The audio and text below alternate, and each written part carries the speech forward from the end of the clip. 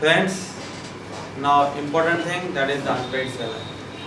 We have completed first, that is the contract. Second, that will be the partnership, and third, that is the sale of goods. Remember that this is the unit 4, last unit of the sale of goods. Unpaid seller. Who is the unpaid seller? मैंने goods बेच दिया है, money नहीं मिला है, that will be unpaid seller. But see, in the language of the law, according to section 45A of Sale of Goods Act 1930, seller of the goods is deemed to be unpaid seller. कभी भी seller है वो unpaid seller कब माना जाएगा? Whole of the price has not been paid और tendered, उसने अपने आप प्राइस पे भी नहीं किया है और एडजस्टमेंट्स करके दूसरे को पे करने के लिए बोला भी नहीं है और किसी को दिया भी नहीं है. Not paid or tender, and seller had an immediate right of action for the price. Buyer ने गुड्स परचेस किया, प्राइस नहीं पे किया है, एंड सेलर के पास बायर पे इमीडिएट एक्शन लेने का फ्रेंड राइट है. Second thing, if bill of exchange or any other negotiable instrument like promissory note, cheque are given, but friends these instruments were dishonoured, और हमें जो इंस्ट्रूमेंट मिले थे वो डिसऑनर हुए हैं. At that time these will be treated as an unpaid seller, subject to payment should be absolute, not conditional. आपका good सही सलामत मिलेगा तो ही आपका ये चेक क्लियर होगा, बिल ऑफ एक्सचेंज क्लियर होगा, मैं प्रॉमिसरी नोट पे करूंगा, ऐसा कुछ कंडीशन डाला है ना तो बिल ऑफ एक्सचेंज डिसऑनर होगा ना, कंडीशन का ब्रीच होगा ना, तो अनपेड सेलर नहीं होगा. लेकिन एब्सोल्यूट पेमेंट था, बिल ऑफ एक्सचेंज क्लियर होना ही चाहिए, प्रॉमिसरी नोट का पेमेंट करना ही है, एब्सोल्यूट पेमेंट था, कुछ कंडीशन फुलफिल करने की बाकी नहीं थी. एट दैट टाइम पूरा पेमेंट नहीं किया है और इंस्ट्रूमेंट डिसऑनर हुआ है. Either of the circumstances seller will be treated as unpaid seller. Why? Buyer ने गुड्स परचेस किया लेकिन अमाउंट का पेमेंट नहीं किया है. फ्रेंड्स रिमेंबर दैट सेलर के बिहाफ पे एजेंट और एनी अदर पर्सन होगा जिसको सेलर का राइट मिल गया है तो वो भी अनपेड सेलर ट्रीट हो सकता है. A person who is in the position is like also a seller and may exercise the right of the seller. At that time he will be treated as an unpaid seller, is like agent. Now right of unpaid seller, and unpaid seller has been expressly given the right against the goods as well as buyer. समझ लो unpaid seller है, मैंने mister x को goods बेचा है तो मुझे goods का money नहीं मिला है तो मेरे पास दो राइट है. अगेंस्ट गुड्स भी मेरे पास राइट है, अगेंस्ट बायर भी मेरे पास राइट है. Friends right of unpaired seller against the goods, समझ लो मैंने गुड्स बेचा है, मैंने सिर्फ ओनरशिप ट्रांसफर किया है, गुड्स मेरे पास पड़ा है तो मैं राइट ऑफ लियन यूज करता हूँ.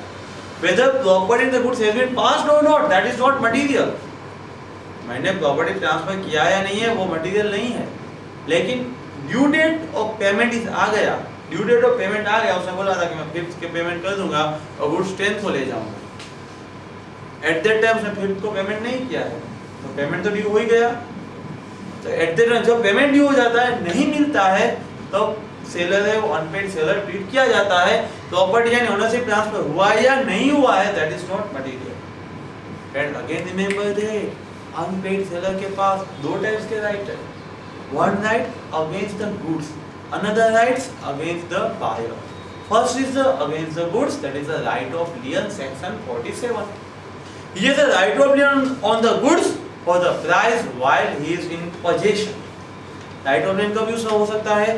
सेलर के पास अपने आप को गुड्स का पोजीशन होता है तभी राइट ऑफ लियन यूज हो सकता है. कब तक? until the payment or tender of the price of such goods, जब तक वो पेमेंट नहीं मिला है और देने का कुछ अरेंजमेंट नहीं किया है, टेंडर नहीं किया है. In such circumstances, seller can use the right of lien.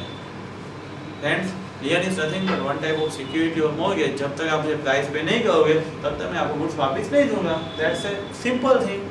But when can we use the right of lien? First condition: goods have been sold without any stipulation of the credit. Immediately due हो रहा है. मैंने आपको goods दिया, payment आपको immediately करना था. Stipulation of the credit था ही नहीं. Hence, at that time, where goods have been sold on credit, but terms of credit has expired. पहले में ड्यूरेशन ही नहीं था, कैंसिल ही करना था, लेकिन उसने मनी पे नहीं किया। सेकंड में ड्यूरेशन दिया था आपने 1 मंथ में पेमेंट करना, लेकिन उसने 1 मंथ में पेमेंट नहीं किया है, तब भी सेलर है वो अनपेड सेलर ट्रीट हो सकता है। क्यों? Reason is that the period of credit has been expired. Third, that is the buyer become the insolvent. Friends, in any circumstances credit period नहीं दिया था कंप्लीट हो गया और बायर इंसॉल्वेंट हो गया, कोई भी सर्कमस्टेंसेस में सेलर है ना वो राइट ऑफ लियन यूज कर सकता है। But friends remember that seller का अपना राइट ऑफ लियन कब वेव हो जाता है, कब वो राइट ऑफ लियन यूज नहीं कर सकता है। For that there are 3 circumstances are given.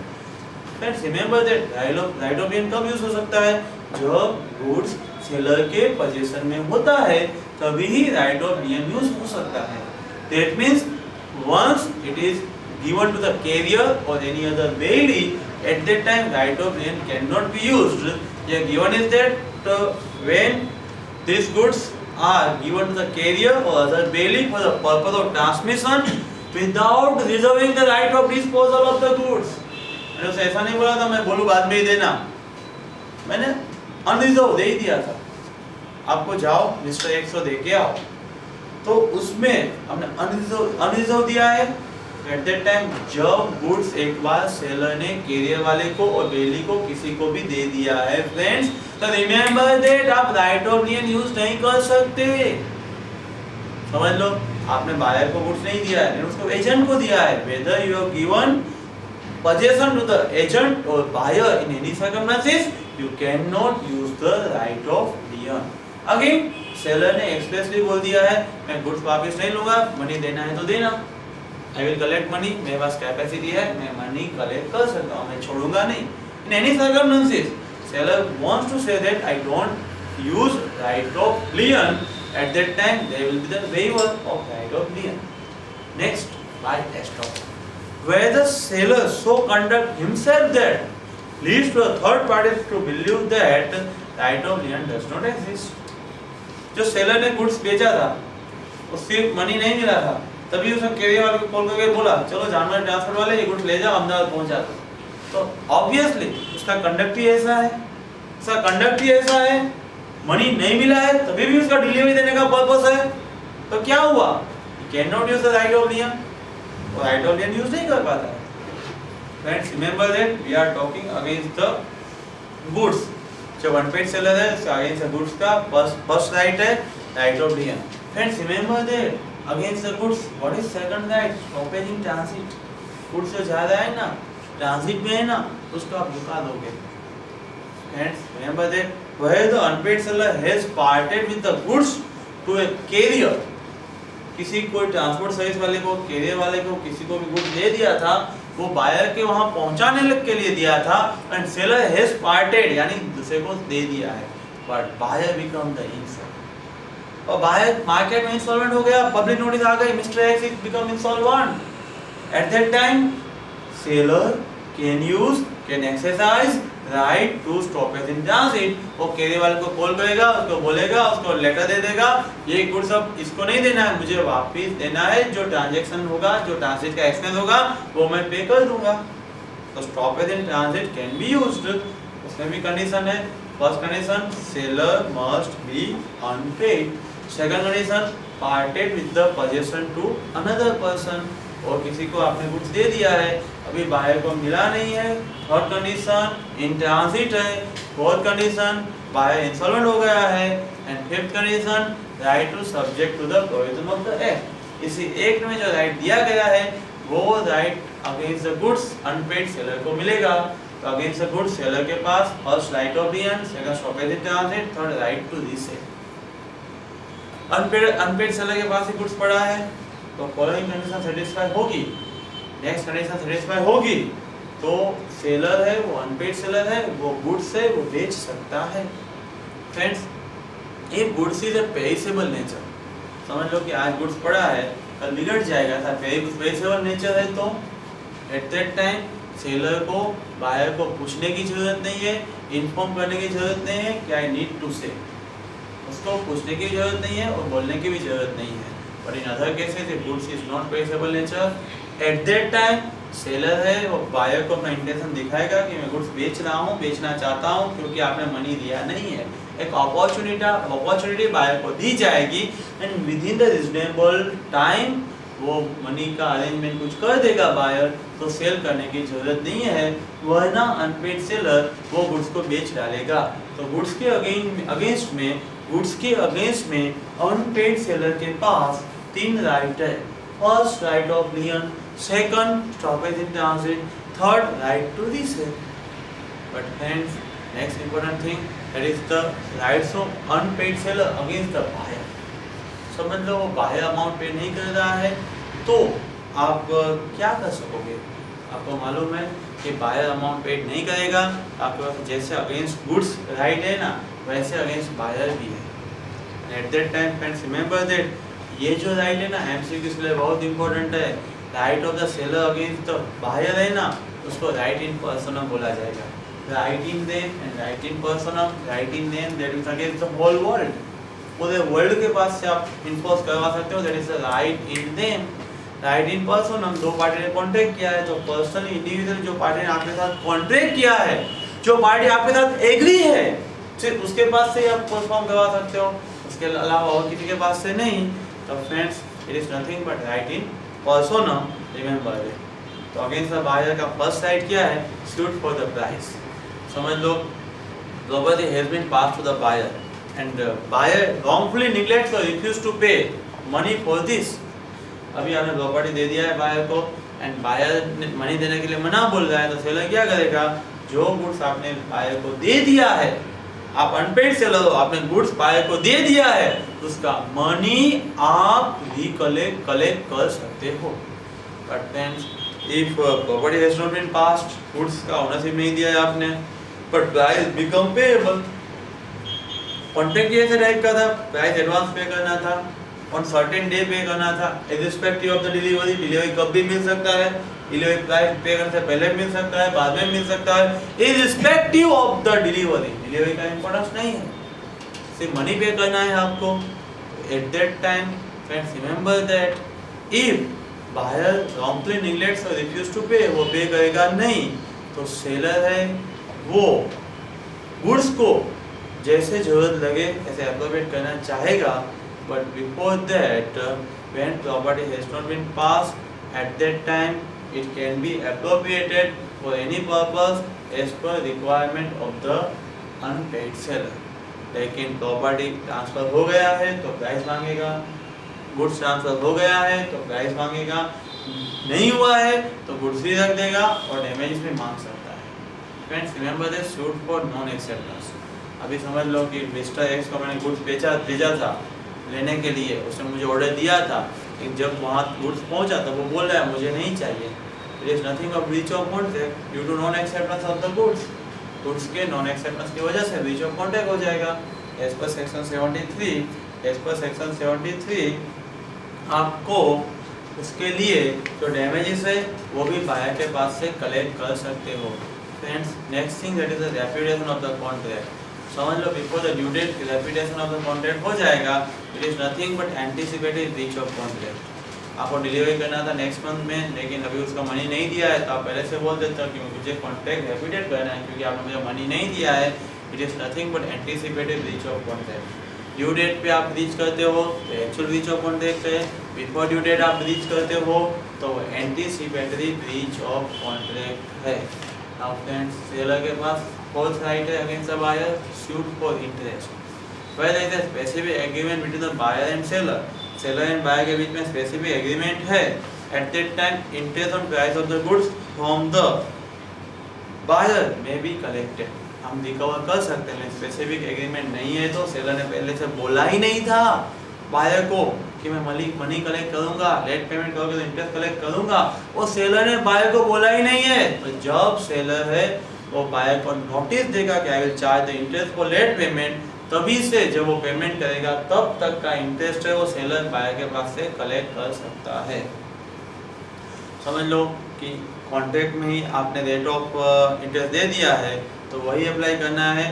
Contract में आपने नहीं दिया है तो सच रेट एज में थिंक फिट, कब से, जब से डेट अमाउंट ड्यू हुआ तब से अमाउंट का पेमेंट होगा तब तक। friends, next that is the distinction between the right of lien and right in transit.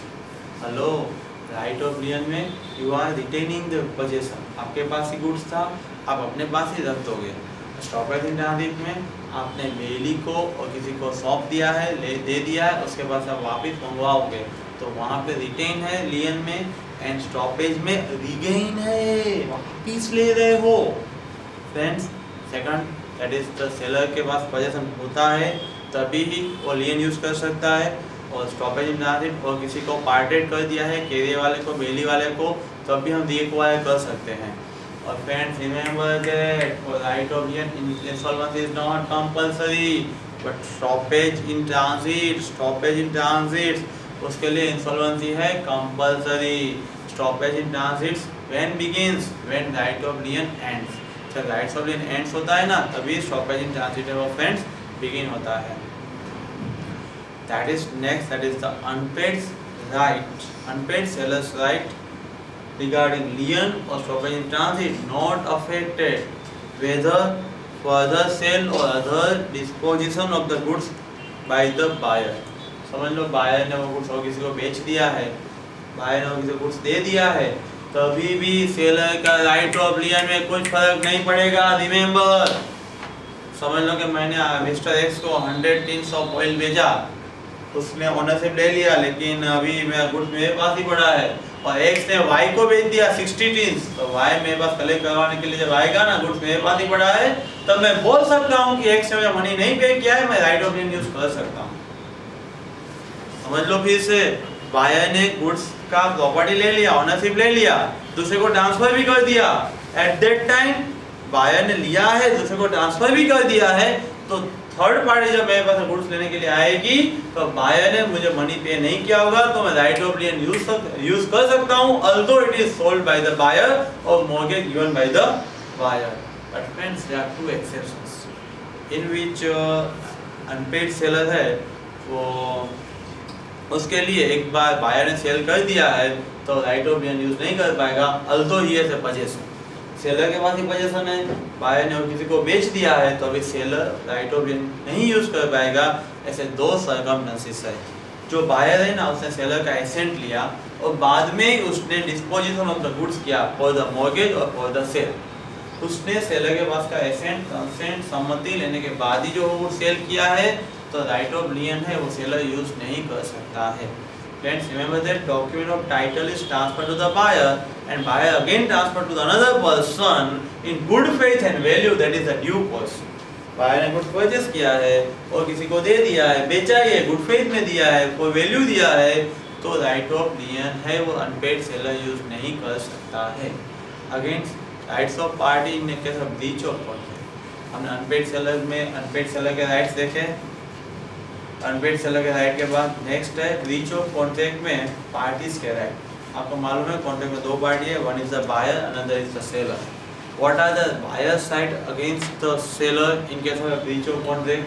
Contract का ब्रीच होगा तब बायर के पास सेलर के अगेंस्ट में कौन से राइट होंगे? There are certain protective rights to the buyer. Buyer को बचाने के लिए सर्टेन राइट्स दिए गए हैं। First, suit for non delivery.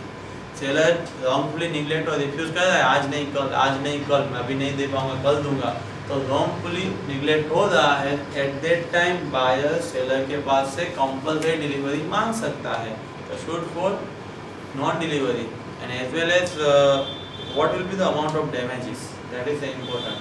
समझ लो हमारा कॉन्ट्रैक्ट में 100 रुपीज़ में हुआ था, लेकिन उसने डैमेजेस उसने डिलीवरी नहीं किया है, मैंने गांव में से 120 में परचेस किया, तो market value 120, contract price 100, difference between this two will be the damages will be given by the seller to buyer।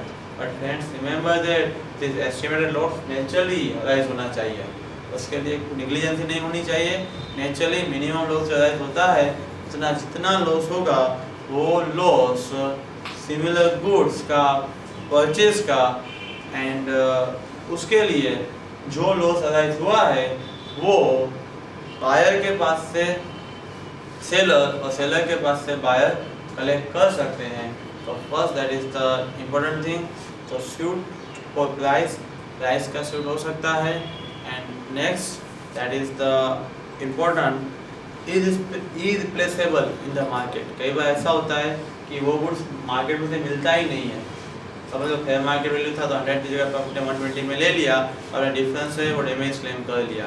Irreplaceable in the market है तो measure of the damage will be the profit.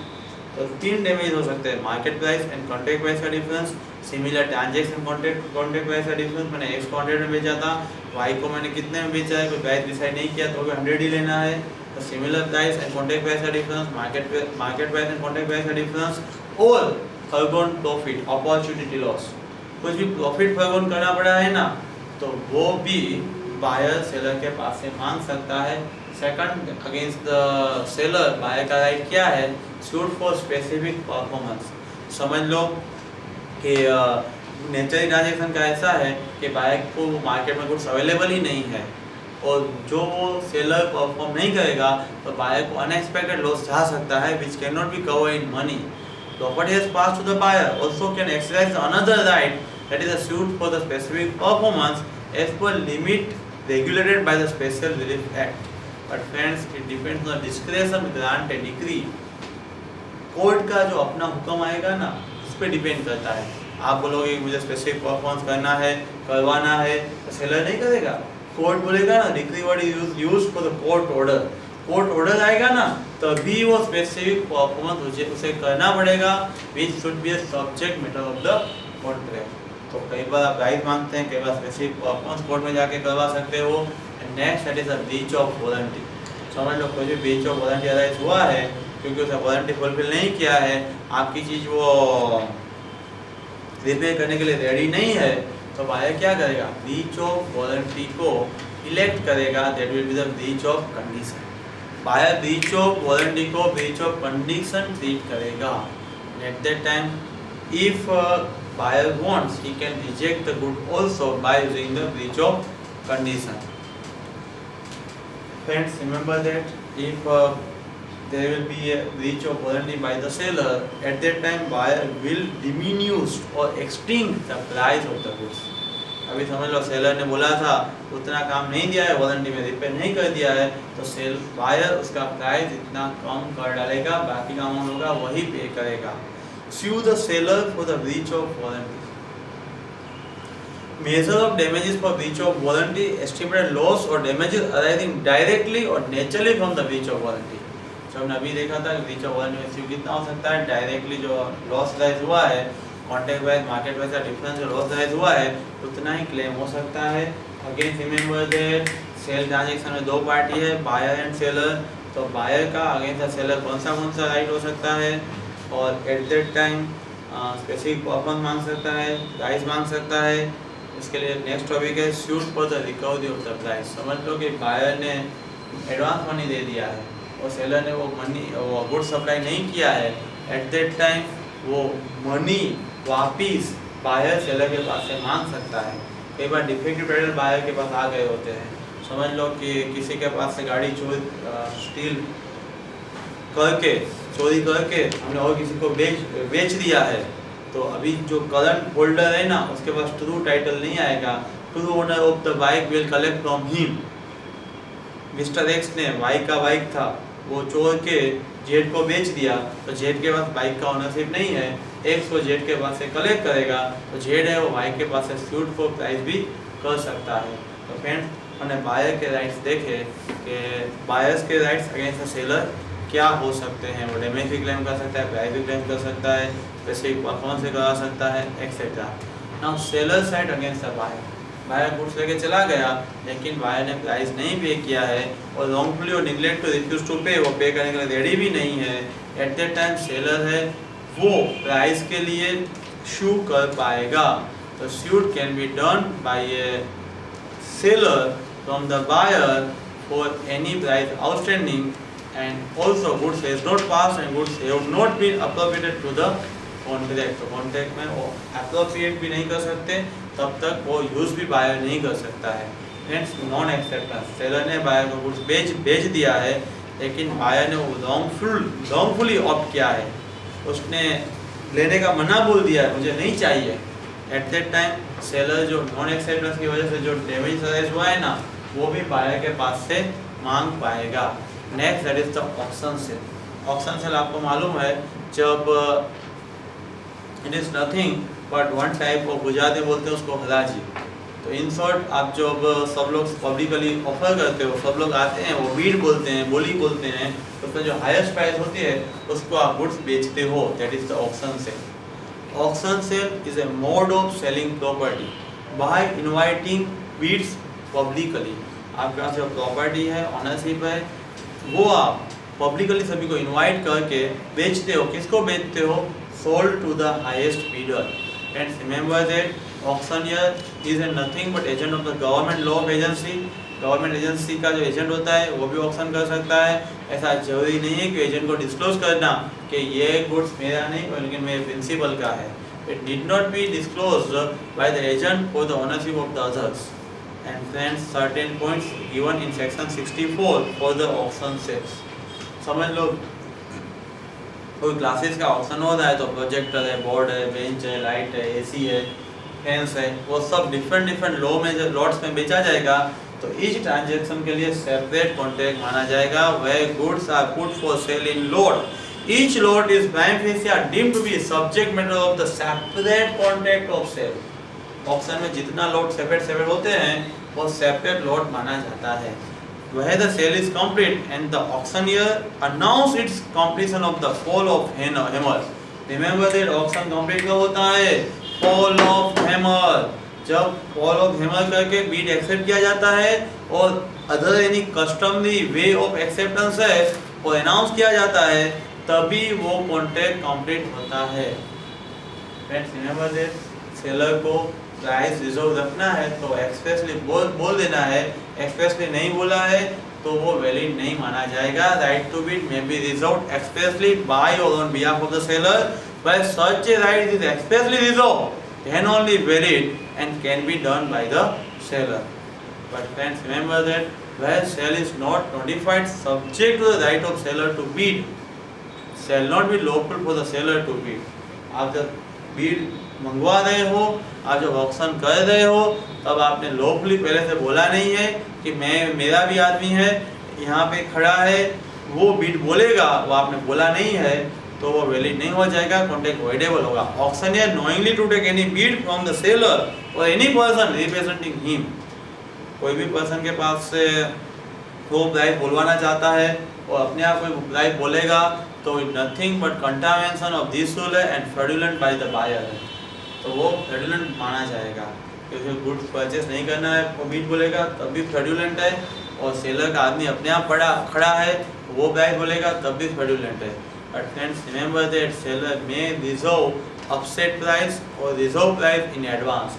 पहले से seller बोल देगा इस price से कम नहीं बेचूंगा तो अपसेट प्राइस भी सेलर डिसाइड कर सकता है। Friends, seller pretended rice bidding में जो प्रिटेंडेड यानी इनकरेक्ट जब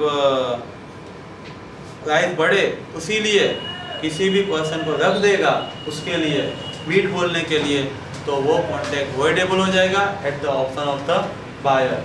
बायर को ही डिफॉल्ट हुआ है, बायर अग्रीड पार्टी है तो बायर को ही सॉरी लॉस हुआ है, डैमेजेस हुआ है, तो बायर के ऑप्शन से जो प्रिटेंडेड प्राइस राइज हुआ है उसकी वजह से कॉन्ट्रैक्ट कैंसिल भी हो सकता है एंड कॉन्ट्रैक्ट वैलिड भी हो सकता है।